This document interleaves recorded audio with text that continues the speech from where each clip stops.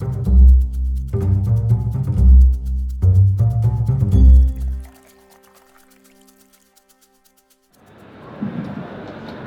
for those who haven't done any of our courses before, the way we always approach acidity when we're doing a tasting is paying attention to the sides of our tongue. If we get a slight sort of prickling sensation, if the sides of our tongue starts to water, and you get that immediately with this wine. If that's your first wine of the day, that's going to feel like the most fresh sort of lime juice almost from the acidity. Okay, we've got a light-bodied wine. We've got sort of a medium alcohol here, okay, but it's because of that acidity, that's reducing the perception of the body as well. So this is a light-bodied wine. In terms of a finish, I'd actually say this is quite a long finish. It's not a complex wine, there aren't lots of different flavours going on, but the finish is actually approaching long. If we were in a level 3 classroom, I'd maybe have a discussion with students of is this medium plus, is this long finish? But I think for today we can sort of put this in the long category.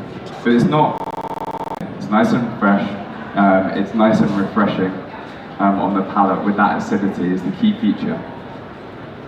Okay, but I want to talk about something else that we might be tasting there, and there's that slight yeasty character going on. It's not very strong in this. When we move on to the next wines, you'll see it more pronounced. And how are we achieving that slight yeasty, biscuity flavour? And that all comes from the production method in the winery. And this is to complement these natural conditions that we have in the vineyard. What do we do when we're making wines in these extreme locations? We need to deal with the wine in a specific way to make sure that it's a drinkable, saleable product at the end of the day that people want to come back and have more. So, we talked about pressing the grapes, really gentle press.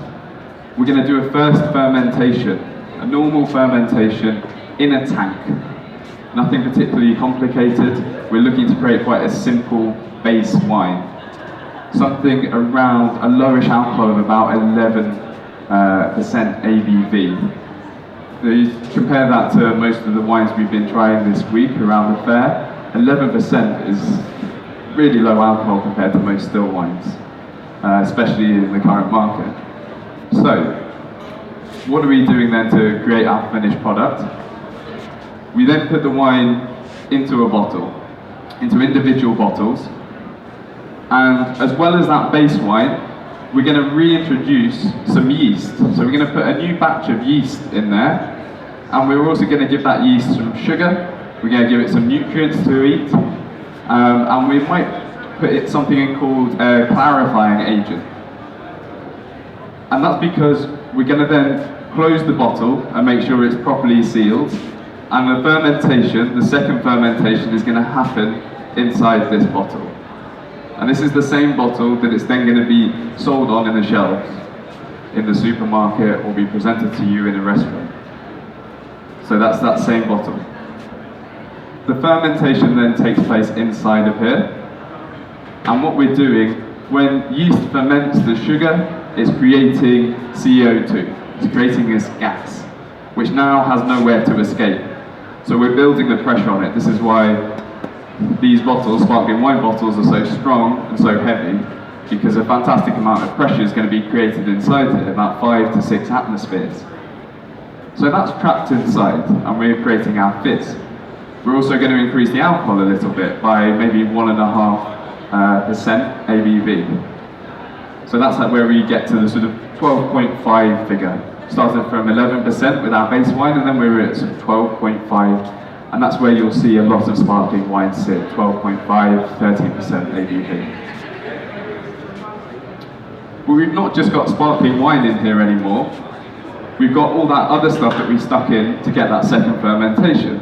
The yeast, the nutrients that have been consumed and then processed by the yeast as well. The sugar also.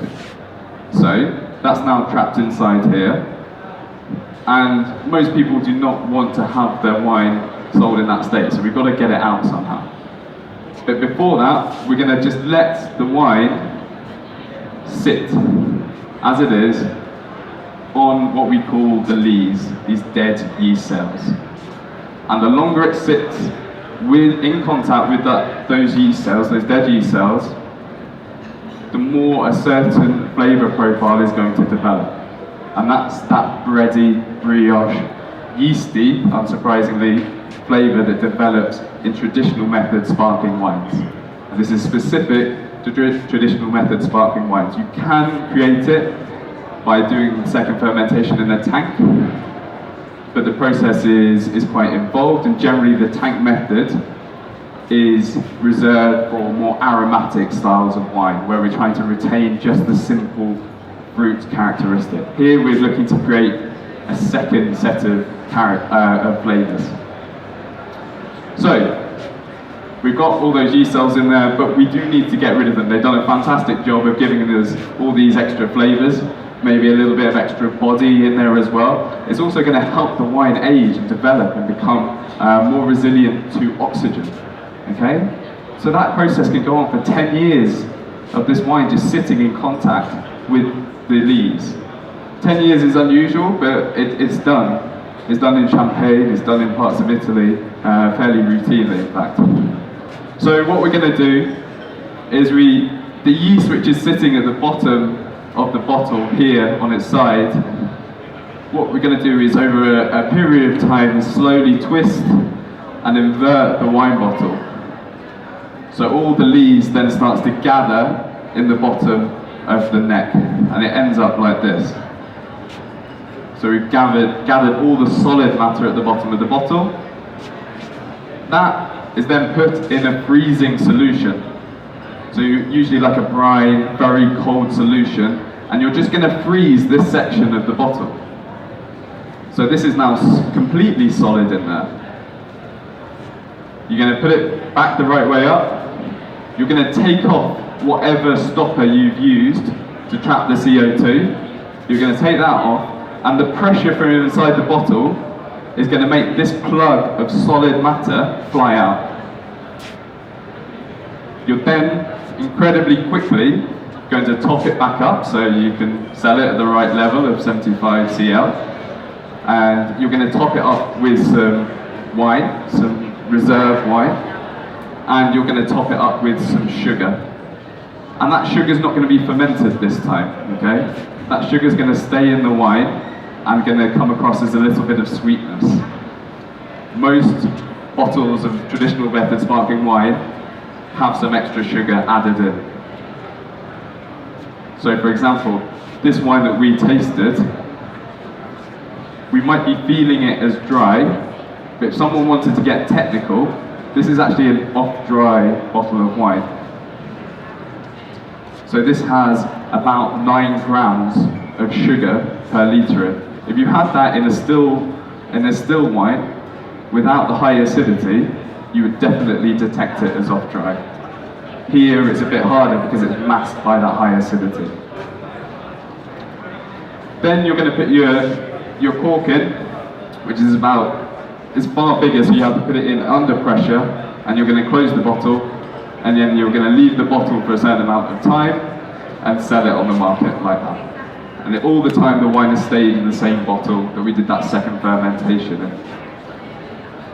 That process of releasing this plug of solid, topping it up, and then putting a cork in, that happens in a matter of seconds. Otherwise you'd lose all that pressure in the bottle. So that's an incredibly rapid process that they do that, and that's all automated these days. So this wine here, this has had about 6 months in contact with the lees. Remember I said you could do that for up to 10 years. So this has had a really short period in lees contact, and that's why the aroma is quite delicate of any sort of brioche biscuity flavour here.